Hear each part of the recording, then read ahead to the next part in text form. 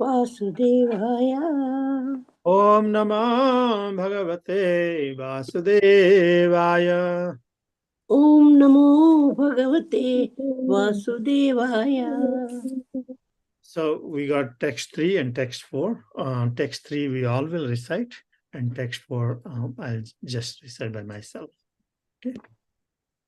Sarvam yatad bhavan veda bhuta bhavya bhavat prabhu karamala kavad viswam vijnana vasitam tava. Sarvam yatad bhavan veda bhuta bhavya bhavat prabhu karamala kavada viswam vijnana vasitam tava. Sarvam yatad bhavan veda bhuta bhavya bhavat prabhu karamala kavad viswam vijnana vasitam tava. Please reflect.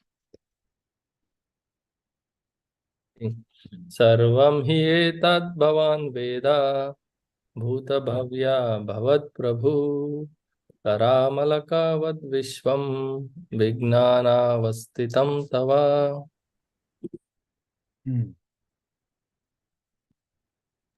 सर्वं ह्येतद् भवान् वेद भूतभव्य भवत्प्रभु करामलकवत् विश्वं विज्ञानावस्थितं तव.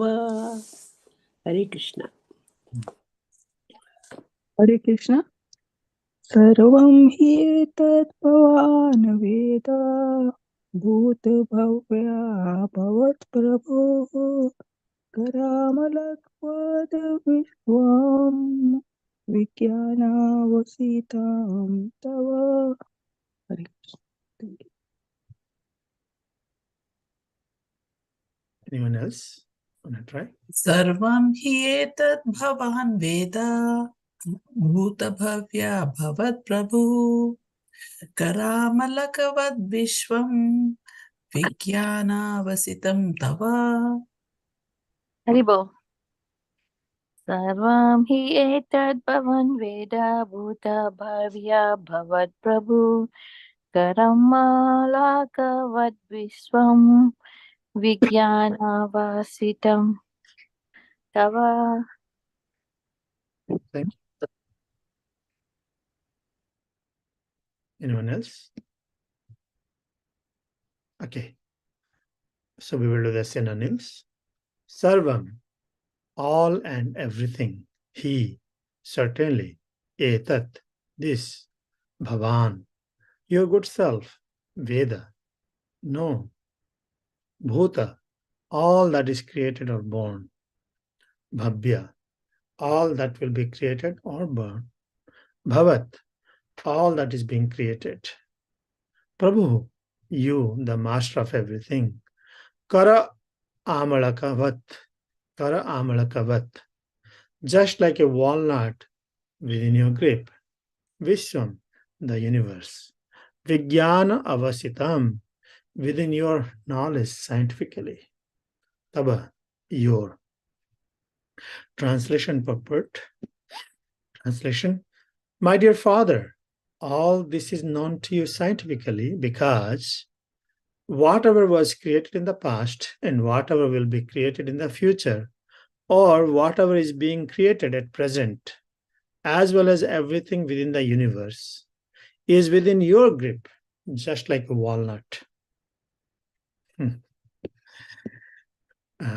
Brahma is the direct creator of the manifested universe and everything within the universe.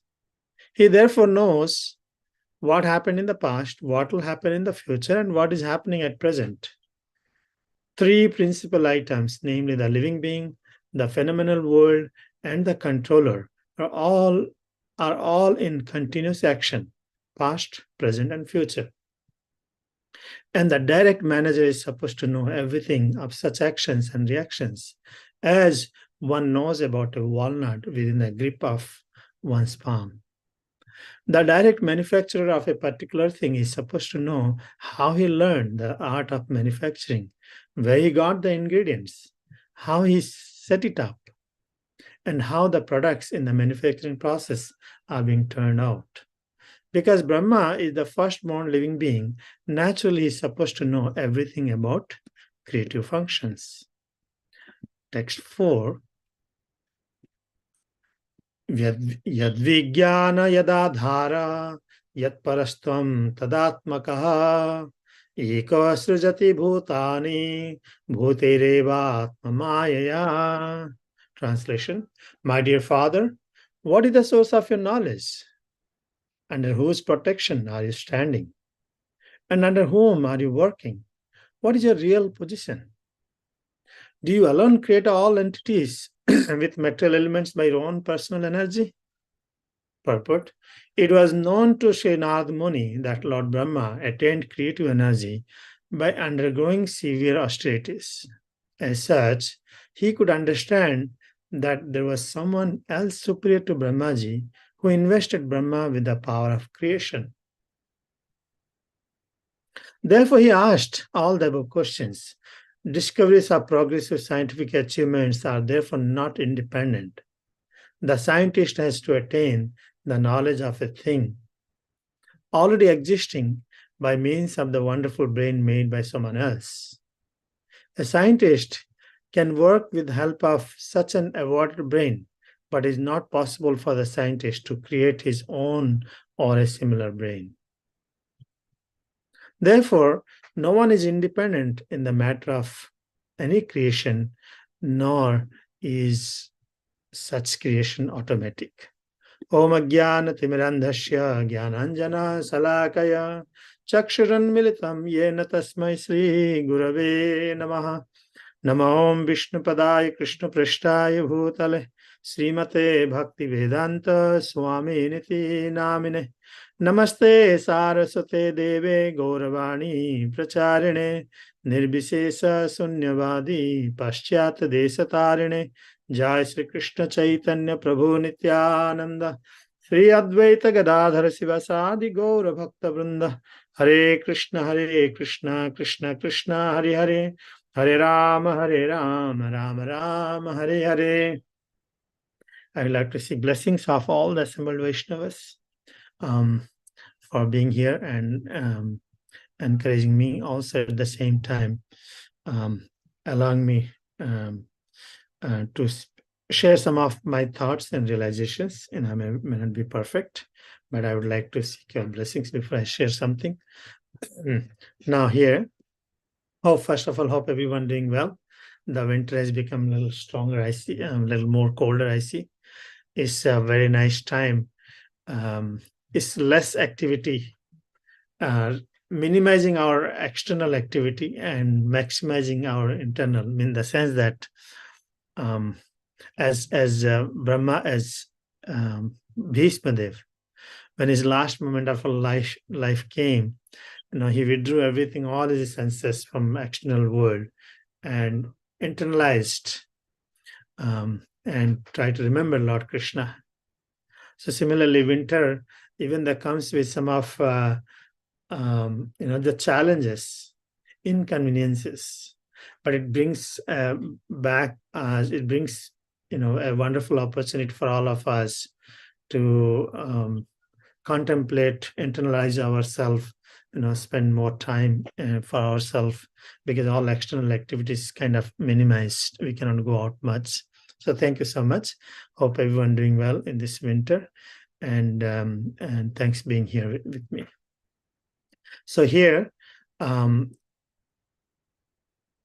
Muni is asking this question.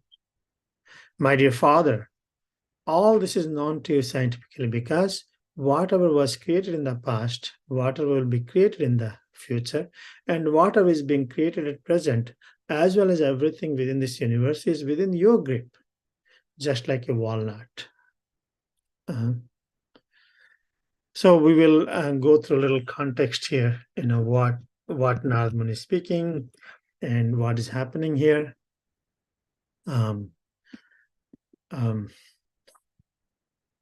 Sukadeva Goswami Parikshit Maharaj is inquiring this, putting forward these several questions to Sukadeva Goswami, beginning with what one is supposed to be doing, what is one's duty.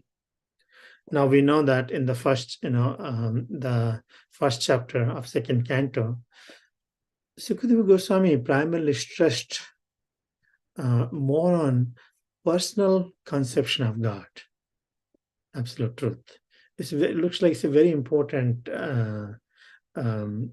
realization. The whole, couple of chapters is focusing on, that there is a supreme being, and that supreme being is a person. It's a very important step in God realization. That's the first step in God realization is to meditate on personal conception of God, Lord. This is a $1 million question. We don't know. All these doubts, all these questions, all these inquiries in our heart. And it's good, actually. If these questions, when we ask, this is really good. But a human being is meant for asking such questions. Is somebody supreme being exist? Is God exist? What am I doing? Where did I come from? Atata Brahma Jigyansa, we'll discuss a little later. But it's a very important question that a human being should be asking. It's not like animalistic, is every day and night trying to improve our material situations, conditions, with better food, better accommodation, better savings, better amenities. That's not the only goal of life. It's animalistic. So human life is it's okay to inquire beyond apart from those bodily needs, but it's important to inquire, where it is, how these things works, why I'm suffering. So Sukadeva Goswami, primarily first couple of verses, couple of chapters, he's focusing on God is a person, because he's coming to the point at this time, the process of creation is, there's a creation and creator. How this creation happened, it is all accidental. How does it function? Am I the Lord of everything? Every living entity in this material world trying to be Lord over. So am I the Lord, or somebody's existing, or there's a creation and there's a creator existing, and what is the nature of this creator? That's the whole science. So the first step of God realization, Sukadeva Goswami stresses more on meditating on the personal conception of Lord, for different classes of people. Because in this world, not everybody is same. There can be, those are materialistic people, those are materialistic. For them also, it is mentioned that the personal conception of Lord is very important, because how they will do, they may not accept Krishna. If you tell Krishna the Supreme Personality of Godhead, they will freak out. But for them, it is recommended that the opulences of the Lord as universal form, they will appreciate much. So for such kind of people, neophytes, at least encourage, allow them to see the Lord, personal conception of the Lord in his creation. Look at how beautiful stars, beautiful mountain, a river, volumes of water flowing every day from the river, how rain happens, how different fruits and vegetables and everything. Like that way, through the universal form, Sukadeva Goswami encouraged to develop attachment to the personal conception of the Supreme Lord. Because for one's self-realization, or not only self-realization, for one to come out of the fearful condition of this material world, one has to know the truth. And the truth is the Lord is cause of all causes, and he's a person. Thus, he's giving us gradual knowledge that, Lord is the personal aspect of the Lord. To materialistic people, then he goes to the yogis. Yeah, the second class of people who are yogis. Yogis can have a material desires, or yogis can be free from the material desires. No matter what, the yogis meditate on the personal aspect of the Lord within the heart and leave this planet. So those who are free from the material desire, or we don't want anything, they meditate on the Supreme Lord, and then through the yogic process, they leave the soul from the cerebral gland and go to the spiritual abode, live eternally with an association of the Supreme Lord. But there are certain yogis who are still have material desires. No, they may not be completely ready to go to the spiritual world. They do the yogic process, and they go from one planet to another. They attend the Sishamar planet, and at the end of Brahma's life, when annihilation takes place, they also enter into the spiritual world. So but in both way, the materialistic, those are neophytes or yogis, and the personal aspect of the absolute truth is always being stressed by Sukadeva Goswami. Then he says that the devotional service, he stresses on more pure devotional service, which is the change in heart, and where devotional service is being glorified. He said that either one is a person's with broader intelligence, Tibrena Bhakti Yogena Yajate Purusarsava. People who are really broader intelligence, those are not neophyte, they're not materialist, they're not yogis, but people are broader intelligence. Even if they have some material desire, akama sarvakama moksha kama, or they have no material desire, or they have a desire to liberate. So they can worship Supreme Personality of Godhead, basically engage in devotional service. So all these different kinds of worshippers, because we get confused. Are there many gods? There are the one God, and there are so many devatas we see. What I'm supposed to do. Now, Sukadeva Goswami made it very clear, irrespective of what situation you are, know that this absolute truth, he expands in manifestation different forms, but he's only one, and one should meditate on him. That's the whole purpose. So then the question comes, how you meditate on him. Should we just meditate on his form? Should we also need to meditate on his activities. That's why, because both the great personalities, Parikshit and Sukadeva Goswami, both are the pure devotees of the Lord existing. The sages at Naimisaranya, they thought that, there must have been some talk about Lord Krishna, because they are both are great devotees of Lord Krishna. So any opportunity, any conversation which will invoke the transcendental activities of Lord Krishna is appreciated. Either in the past by the great persons, or with the current association when we ask question and answers sessions, or when inquire, we also know that inquiry which gives rise to the activities of the Supreme Lord, that is greatly appreciated.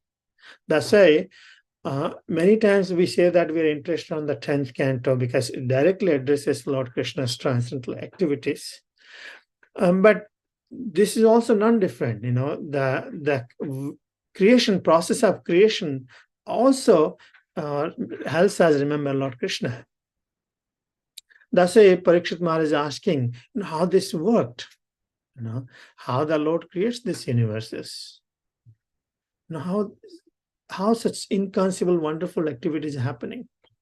Isn't it such a bewildering thing we see in this world? Every moment in life is very bewildering. It can put us in a question: really, God exists? Really, there's a creator behind this? How come a God is a person, can be a creator and maintainer of this gigantic world? Big mountains and big oceans, so many living entities are living in these oceans is totally inconceivable. The doubt will come to one's mind. But by proper process, by inquiring submissively to a bona fide teacher, our doubts will be free from all these doubts. Just I'm trying to consolidate all these 5 chapters. What other things have been discussed, and including today's subject matter also. Narad Muni is asking Brahma. They all sounds like different, but actually it's all are interrelated. How it interrelated is that we know that beyond all this whole creation, and there's a person. So when we say there's a person, the personal aspect of the absolute truth, the person who is cause of all causes, which is today's chapter, and at the same time, that person is cause of the creation. And what I'm supposed to do, what is my role? These inquiries, these questions and answers puts a sincere soul in a satisfied mood. Others will be full of doubts, full of anxieties. We will never get perfection, if we have doubts all the time.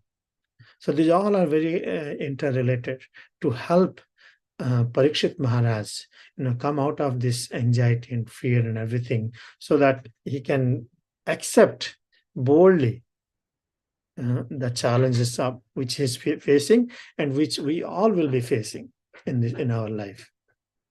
So Parikshit Maharaj is asking, in the process of creation, I beg to know, how the Lord, by his personal energies, creates these phenomenal universes, which are inconceivable even to the great demigods. They are controlling. The wind god is controlling the wind, but is bewildered. Indra is controlling, everything, but still is bewildered. Lord Brahma is creating everything, still is bewildered. It's bewildering. So Parikshit Maharaj is asking this question to Sukadeva Goswami, it's so bewildering. Can you please explain how does he create? He the person, and how does he create? Now, in order to answer Sukadeva Goswami's Parikshit Maharaj's question, Sukadeva Goswami gives this knowledge, which is today's chapter which we are discussing. He's saying this similar conversation took place between Narada and Brahma. What I was asking, he did not give his opinion, his understanding. He said that the same questions were asked by Narada to Brahma also. These are called perfect questions and perfect answers. What did he ask? He said that Narada also asked Lord Brahma and similar questions. Let me share that again. He said that, fortunately, Narada is Brahma's son. When Brahma's son, he sees it, he knows that how his father has got realization, how he went through these austerities. Narada is very fortunate to be able to. But at the same time, he is making it clear, not trying to put himself in dark. He's making it clear. He says that, my dear father, all this is known to you scientifically, because water was created in the past and will be created, and which is existing. Actually, everything has been created by you. So basically, you know everything. As well as everything in this universe, you know everything, because as if it is within your grip, just like a walnut. Walnut, when you break the walnut is protected by a cover. It seems like it's within the grip. So similarly, like many times in this material world, we create something, we develop something, we get some success, we say that, yes, I am the controller. And everything working perfectly because I'm supervising. And I'm the owner. And I orchestrated all this thing. And we become proud of it. We become proud of it, and we forget that, it's not me. There is somebody beyond me who gave this knowledge, who gave this knowledge to us. He gave us training, he gave us ability, and ultimately he is the owner and enjoyer of it also. We forget. So Narad Muni was observing his father, that he knows certain thing, but he was not clear, what is the situation. He said that my father is creating everything. He want to make sure that are you really the all in all, or somebody beyond you? Or are you working for somebody? Is someone else is the proprietor? Someone else is the owner? Who gave you this knowledge? How did you get this knowledge? My dear father, what is the source of your knowledge? Under whose protection are you standing, and under whom you are working? What is your real position? Do you alone create all entities with material elements by your own personal energy? So these are the questions, kind of Brahma Jigyasa. Every living entity, every human being must ask these questions. There's a on Brahma, between Lord Brahma and Krishna, when this Brahma Bimohan Leela happened, Brahma was bewildered, and finally, by the mercy of Lord Krishna, his illusion is cleared. He came to his own senses, and he offered several prayers. And during that prayer, Brahma is offering this prayer to Lord Krishna, saying that, he says that, those who have received the clear vision of knowledge from the sun-like spiritual master can see you in this way as the very soul of all souls, the super soul of everyone's own self. Thus, understanding your original personality, they are able to cross over the ocean of illusory material existence. One point I want to make here is that he's saying those who have received the clear vision of knowledge is very important. We get knowledge here and there, bits and pieces. We get so much of doubts after so much of college, school, everything. Still, doubt is killing us. But he says that getting a clear vision is very important. By practicing bhakti, one gets one's intelligence is also purified. Once intelligence is purified, one gets things as they are, as it is. So Brahma is offering, appreciating that by accepting a bona fide spiritual master which is coming from the disciplic succession, what happens? One receives a clear vision, is not doubtful anymore. Who have received the clear vision of knowledge from the sun-like spiritual master. What happens? What is the clear means? When sun is rising, everything is visible as they are. There's no doubt in one's mind. But otherwise, many times we see people cannot answer. Even they cannot answer this question. What do you call the egg or chicken? Which came first? There is no clarity. Even there's so much of spiritual practice. But a true, genuine spiritual master is the one who helps his disciple gives the clear vision. The disciples comes out of the illusion and darkness of existence, material existence, free from all this material suffering and anxiety. Those are the byproducts we can see it. First of all, a disciple will be, Vyavasayatmika buddhi, which is like very determined. Now I'm very clear. As Arjuna spoke to Krishna, say that Krishna, now I'm very clear. At the beginning, I was not clear. Now I'm very clear. Like crystal clear. Now I know what is my duty. I understand the soul, body, time, karma, you, and my duty at this time. That's a very clear picture. It's not like he's shooting the arrows and thinking that, oh my God, am I doing right or wrong? I gave my time to Krishna consciousness for so many years. Am I doing it right? Was it worth investing in all my time? I gave so much of donation. I wasted all my life. Am I did right or wrong? All these doubts will, attack us. So the clear vision is very important. That clear vision comes only by the mercy of Lord Krishna and his bona fide spiritual master, teacher, because the bona fide representatives are none different than Krishna. None different than Krishna. A person who mistakes a rope for a snake becomes fearful. but he then gives up his fear upon realizing that his so-called snake does not exist. Similarly, for those who fail to recognize you as the Supreme Soul of all souls, the expansive, illusory material existence arises, but knowledge of you at once causes it to subside. So, absence of Krishna, absence of Sun, is the reason for the cause of constant anxiety. Embracing and accepting Krishna's teaching with a grateful heart, what will happen? One will free from the material anxieties.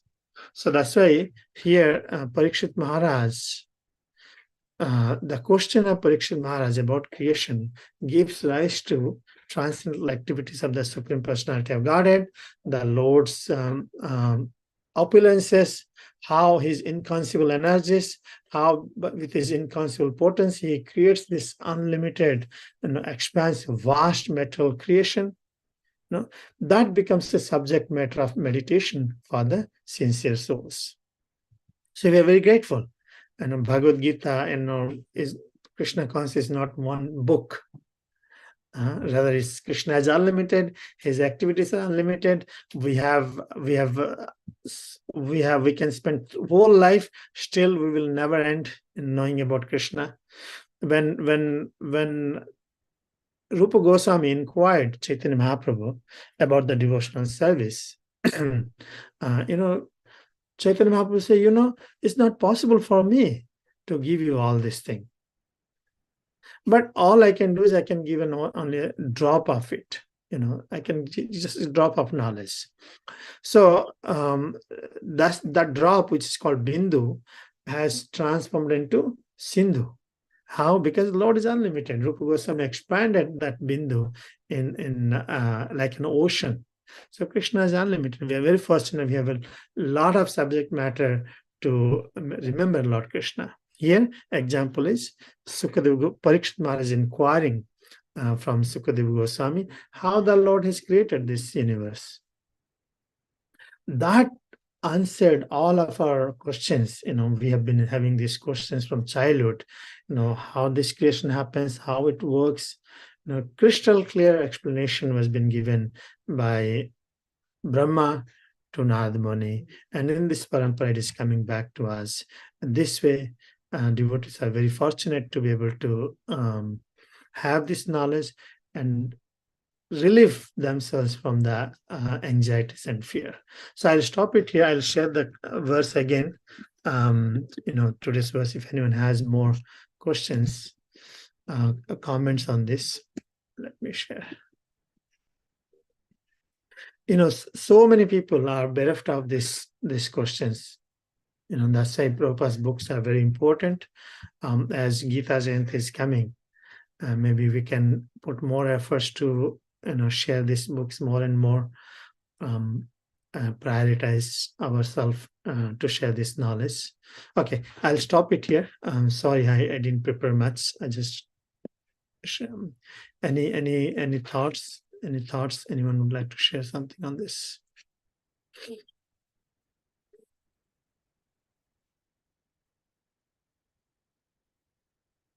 I just came from India. I see, so much of crowd and the pilgrimages. I happened to spend some time a day before the Purnima. The dhams are busy. The Vrindavan Dham and Jagannath Puri. I couldn't go to Mayapur. I spent 4 hours in queue in Jagannath Puri to have a glimpse of Jagannath. Once upon a time, I could spend hours, sit in front of Jagannath and see him. But now it's impossible. And it's good in another way. The devotees are increasing, the awareness about Lord Jagannath is increasing, and day by day, bhaktas are increasing. We may not be able to get that opportunity to have darshan of Lord Jagannath, but we may be able to spend our local temple, having wonderful festivals in spreading the glories of Lord Jagannath. I see Dhanacharya Prabhu has raised his hand. Yeah, please.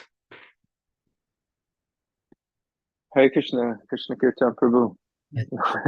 It's really great to have you with us, and thank you for just getting back from India and being able to give the class here. We always appreciate that. I want to hear more about your adventures at Jagannath Puri, more so than my question. Maybe you can talk a little bit about that. My question is this: this topic of creation. Sometimes you may wonder, why is this even necessary? Why do we need to get into this? We're trying to develop our bhakti to Krishna, and we're also warned, we don't go right to the 10th canto of the Srimad Bhagavatam and just dive into Krishna's pastimes. We have to advance slowly and progressively, systematically through the teachings of Srila Sukadeva Goswami. And in that is, in the beginning, we're learning about the creation. So how we'd understand the importance of, why the creation of this material world is so important, if really our goal is to transcend the material world, and not really get consumed with the material energy. Yeah, it's a genuine question also. Not everyone would be interested in this subject matter also, right? Sometimes when you go that depth in the 5th canto, when the movement of the sun and all these things explained, it can be bewildering and mind-boggling for many who is not interested in this science. I'm a science student. So yeah, your question is, if you don't, a greatness of a person is known, one can estimate from his opulences. When we see a person next to him, we don't know who is he. But suddenly some another colleague comes and say, oh, you know what? He's so and so. He's the proprietor of this big business and proprietor of this and that. And then immediately a respect and awe and reverence appears. Isn't it true, right? Oh, I didn't know. I'm sorry. I took, like Krishna also.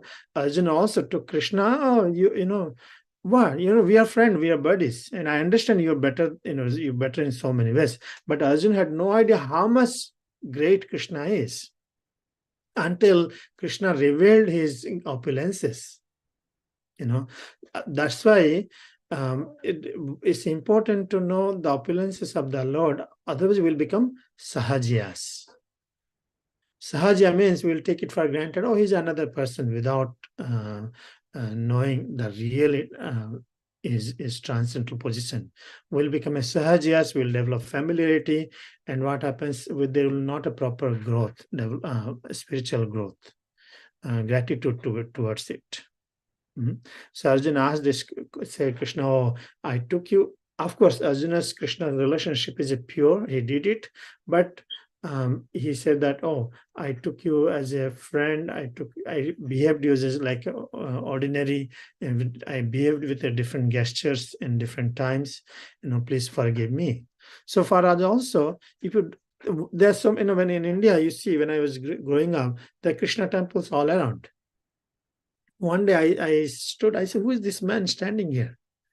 What he's doing? He's always standing like this.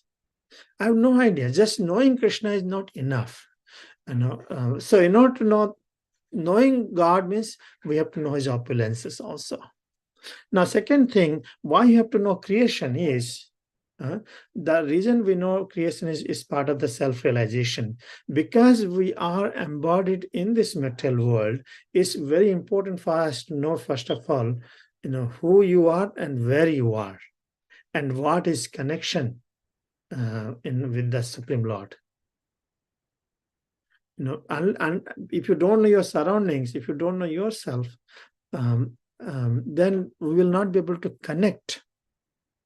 And another example is given, a businessman. And a businessman, you have to explain them based on, money. Money is the key. You have to tell this much you invest and this much you will get. So money, in the terms of money, you have to explain. So similarly, because we are the conditioned souls, we are, since time immemorial,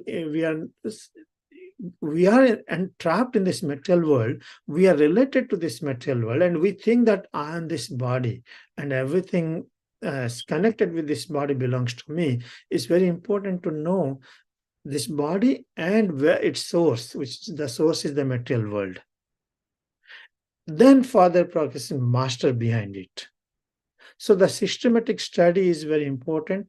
It's true that not many would be interested, not many would understand, but even if one does not understand, still, because it is a question of about Lord Krishna, one should pay attention for one's own purification. So in many ways, one is to know the greatness of Krishna, we have to know the greatness of this material world, how it has come. And to know about ourselves also, we have to know things are connected with us. We are in this world, I may not be, sometimes a bomb falls in another country, right? We are disturbed, but we are not so much of disturbed. You all agree, right? But if a bomb falls in your own hometown, then you will be very much disturbed. Oh, what happened to me, my family? Why? Because we are connected to this, or physically we are connected to this place. Janasimaham aham mamaiti. So that's why, because we are in this material world, it's very important also the understand the truth, the science behind the creation. When we understand how complications and there's intelligence behind it, and that intelligence is none other than Supreme Personality of Godhead, our submission to Lord Krishna will be with grateful heart, full conviction, with flat, like what you call ashta, complete surrender. Otherwise, it'll become a sahajyas. Our chanting will be sahajya, our practice will be sahajyas, our accepting the devotional association is sahajyas. That's my small answer onto it. I don't know if it makes sense or not. That's a very nice answer. And as you were speaking, it made me realize that, when we hear this knowledge, it's just not about getting an understanding, but this knowledge will actually increase our devotion to Krishna. It will increase our gratitude, our appreciation, and understanding Krishna's opulences, how Krishna works in this world. All these things we learn about Krishna, it will solidify our faith in Krishna and help us come closer to Krishna in our devotional service. And I think that's important to know as we go through this, that we're just not hearing some information or some knowledge, and how do I get through this so I can get to the Leela. But this is all in preparation of our consciousness, so that when we do meet Krishna, we have an understanding of who this Supreme Personality is. Yeah. Thank you, Prabhu. So Leela is very important, and in order to release the Leela properly and appropriately, these are the preparation. This is also Leela. With this Leela, Lord performs his pastimes in this material world. The creation is also Lord's Leela. So one cannot separate, and material creation is not Lord's Leela, because he does this material world is for the Lord's enjoyment. Thus his Leela also is there. And another point is, as we know that there are unlimited universes, then why Krishna, the focus is given only about this universe? Because we live in this universe.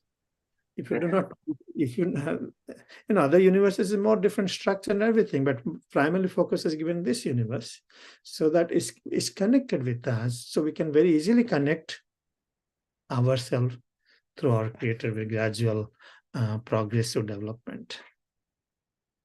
Thank you. Thank you, Prabhu.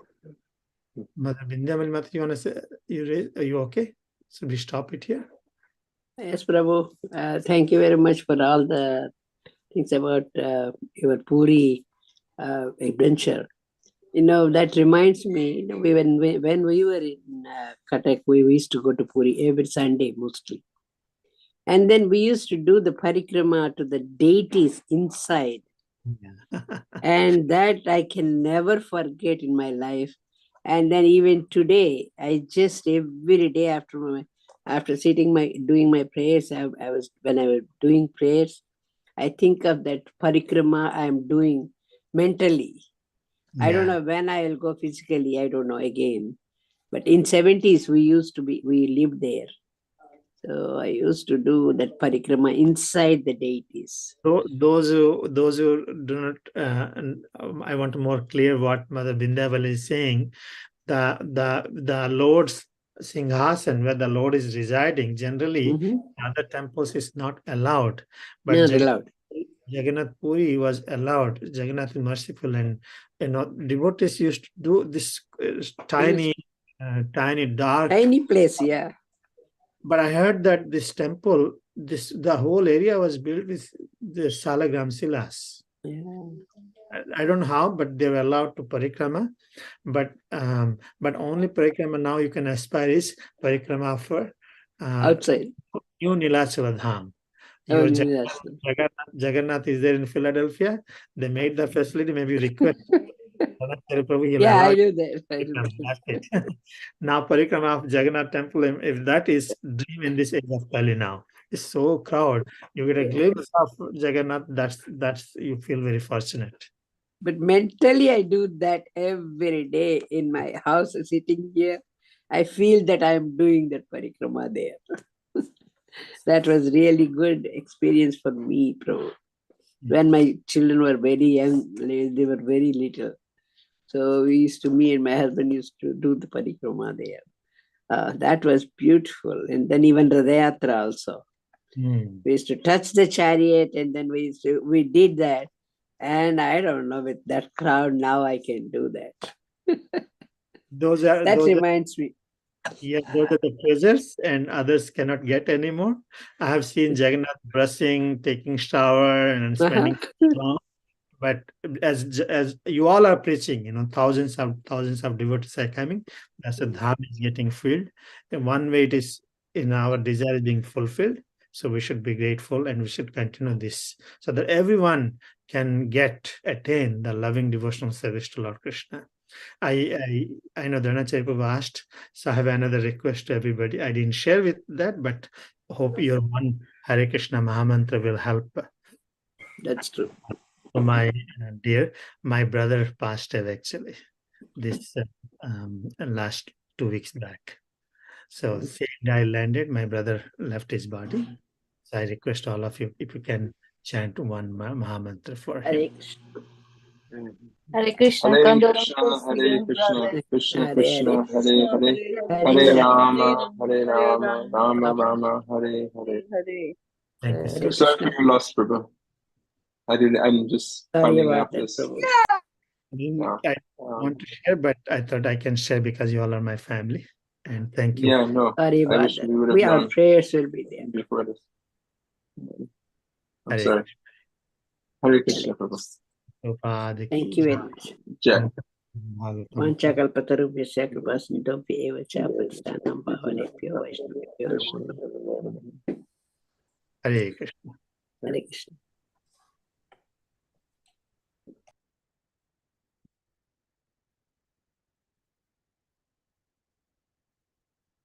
Trying to stop the class here.